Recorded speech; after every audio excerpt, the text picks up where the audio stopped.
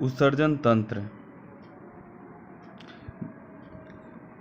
विकृक का एक जोड़ा विकृक, मूत्रवाहिनी का एक जोड़ा उदर मूत्राशय में से कौन सा मानव के उत्सर्जन तंत्र में सम्मिलित नहीं किया जाता है? उदर। वोमेनस कैप्सूल में पाया जाता है। स्तनधारियों की गुर्दा में। कहाँ पर? स्तनधारियों की गुर्दा में। फेफड़ों में वायु कोशों की एक बड़ी संख्या डैश पाई जाती है गैसों के विसरण हेतु अधिक सतही क्षेत्र के लिए। एक कशेरुकीय विकृत की मूलभूत इकाइयां हैं नेफ्रॉन। मानव शरीर की किस प्रणाली में नेफ्रॉन संबंधित है? उत्सर्जन प्रणाली में। मानव पुरुषों में शुक्राणुओं एवं मूत्र दोनों के प्रवाह का उभयनिष्ठ मार्ग बनाता है मूत्र मार्ग।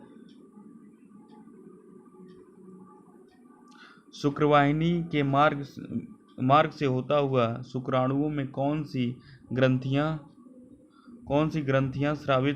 स्राव डालती हैं? प्रोस्टेट शुक्राशय। वृषण द्वारा निर्मित शुक्राणु डैश द्वारा मोचित होती है जो मूत्राशय से आने वाली नली से जुड़ी होती है। शुक्रवाहिनी। अमोनिया, कार्बन डाइऑक्साइड, यूरिया तथा यूरिक अम्ल में से कौन सा विकृत में रुधिर से निकल जाने वाला अपशिष्ट पदार्थ नहीं है? Carbon dioxide. जिस क्रिया द्वारा शरीर से अपशिष्ट उत्पादों को हटाया जाता है उस क्रिया को आमतौर पर मलोत्सर्जन के नाम से जाना जाता है। गुर्दा की पथरी मुख्य रूप से किस यौगिक से बनती है? कैल्शियम ऑक्जेलेट से। कौन सी गुर्दा की संरचनात्मक और कार्यकारी इकाई है? नेफ्रॉन्स। गुर्दे की पथरी से बनी होती है कैल्शियम ऑक्जेलेट। मानव मूत्र का पीला रंग यूरोक्रोम की वजह से होता है। रक्त प्रोटीन क्रिएटिन, लाल रक्त कोशिकाएं एवं श्वेत रक्त कोशिकाओं में से कौन सा पदार्थ समानतः मूत्र में पाया जाता है? क्रिएटिनिन। गुर्दे की निस्यंदन इकाई कौन सी है? नेफ्रॉन है। मानव शरीर में 2 विकृत या गुर्दे पाए जाते हैं। प्रत्येक गुर्दे में लगभग 10 लाख वृक्काणु नेफ्रॉन होते हैं। नेफ्रॉन या वृक्काणु विकृत का क्रियात्मक इकाई होती है। गुर्दे की कार्यात्मक इकाई के रूप में वृक्काणु रक्त का प्रारंभिक निस्यंदन पूर्ण करके निस्यंद से उन पदार्थों का दोबारा अवशोषण कर लेता है जो शरीर के लिए उपयोगी होते हैं, अतः व्यर्थ पदार्थ मूत्र के रूप में बाहर निकल जाता है। विकृत का क्रियात्मक यूनिट क्या है? प्रकार्यात्मक यूनिट क्या है विकृत का? विकृत मतलब किडनी। वृक्काणु या नेफ्रॉन। गुर्दे किडनी का कार्यात्मक यूनिट है नेफ्रॉन। नेफ्रॉन से जुड़े होते हैं उत्सर्जी तंत्र जुड़े होते हैं। विकृत या किडनी मानव का प्रमुख उत्सर्जन अंग है। इसकी संरचनात्मक एवं क्रियात्मक इकाई को वृक्काणु या नेफ्रॉन कहते हैं। मनुष्य में 2 विकृत पाए जाते हैं तथा प्रत्येक विकृत में नेफ्रॉन की संख्या लगभग 10 लाख होती है। निम्नलिखित में से मानव शरीर का वह कौन सा अंग है जो उसमें जल का संतुलन के लिए उत्तरदायित्व है? गुर्दे पूरे शरीर में जल और इलेक्ट्रोलाइट्स का संतुलन बनाए रखते हैं।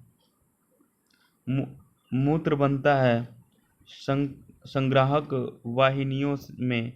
मूत्र संग्राहक वाहिनियों में बनता है। संग्राहक वाहिनियां विकृत का भाग होती हैं। मूत्र अम्लीय होता है। मूत्र का हल्का पीला रंग उसमें उपस्थित यूरोक्रोम वर्णक के कारण होता है।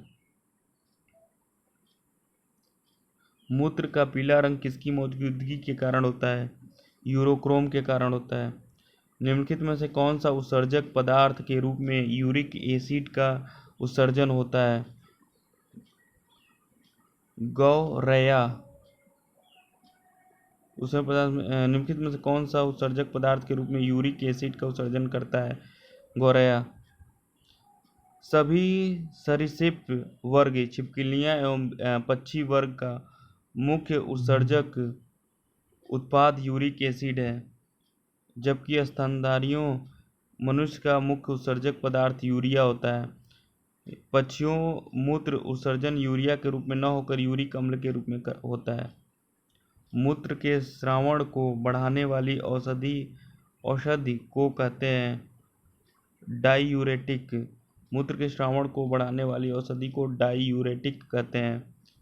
मूत्र का असामान्य घटक है एल्ब्यूमिन।